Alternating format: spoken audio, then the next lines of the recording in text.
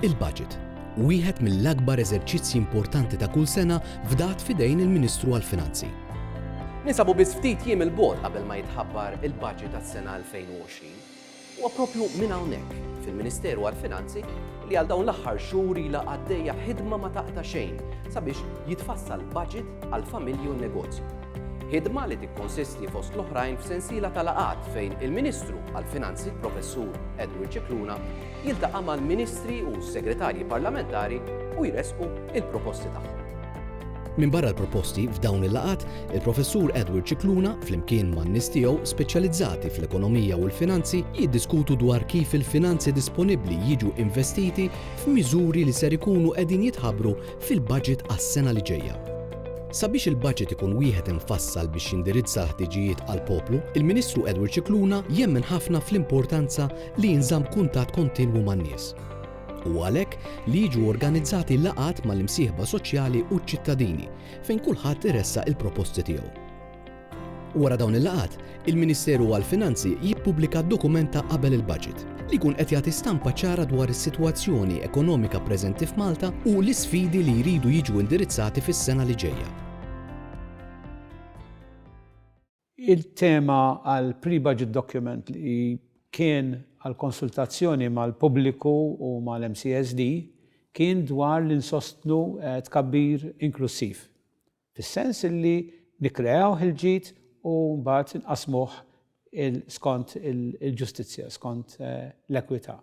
Fix-xogħol qegħdin nagħmlu fil-preparazzjoni għal dal-budget dan huwa d-dmir tagħna li naraw li kull miżura li qegħdin nibnu tkun tasal għal dak il-għan. Ġifieri li tkompli ssostni dak il-tkabbir u fl-istess ħin mbagħad tara li jilħaq il-kull parti tas-soċjetà Maltija. Mal-pubblikazzjoni tad-dokumenta qabel il-budget, kull ma jmur il-ħidma fil-Ministeru tkompli tintensifika. Sa dan it-tant, il-Ministru Edward Cicluna jkompli għaddej bil-laqgħat sabiex verament ifassal budget mibni fuq il-polz tal-poplu. Dawn l-aħħar 3 xhur kienu impenjattivi ħafna fejn jidħlu l-preparamenti ta' qabel il-budget. F'Business Breakfast li ġie organizzat il-Belt Valletta, il-Professur Edward Cicluna iltaqa' mal-imprendituri kif ukoll membri tal-imsieħba soċjali fejn tkellmu kemm dwar is-suċċessi li qed jinkisbu kif ukoll dwar l-isfidi li qegħdin jiltaqgħu magħhom fl-industrija.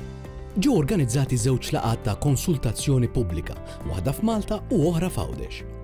F'dawn il-laqgħat ta' konsultazzjoni pubblika, il-Ministru kellu l-opportunità li jisma' suġġerimenti tal-familji, iż-żgħażagħ u l-pensjonanti fost l-oħrajn. Is-suġġerimenti tal-pubbliku huma strumentali ħafna. Kien għalhekk li l-Ministeru kompla jaddatta żminijiet tal-lum fejn għall-ewwel darba il-Ministeru għall-Finanzi wessa l-pjattaforma ta' konsultazzjoni pubblika u ħareġ bl-idea innovattiva tal-app Malta Budget 2020.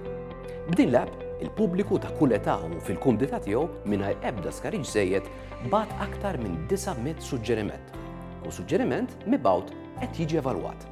Taħt id-direzzjoni esperta tal-Ministru għall-Finanzi il-Professur Edward Cicluna għal 6 snin konsekuttivi Malta gawdiet minn tkabbir ekonomiku li jpoġġiha fil-quċċata minn fost l-Istati Membri Ewropej.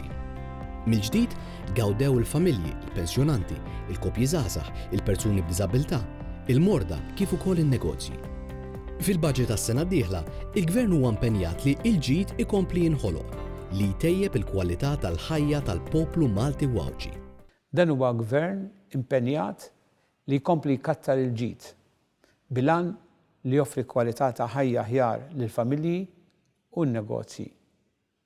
Mit-tkattir tal-ġid igawdi kulħadd, fosthom il-familji, l-anzjani, il-pensjonanti, il-morda, il-persuni b'diżabilità, iż-żgħażagħ, l-istudenti u anke t-tfal.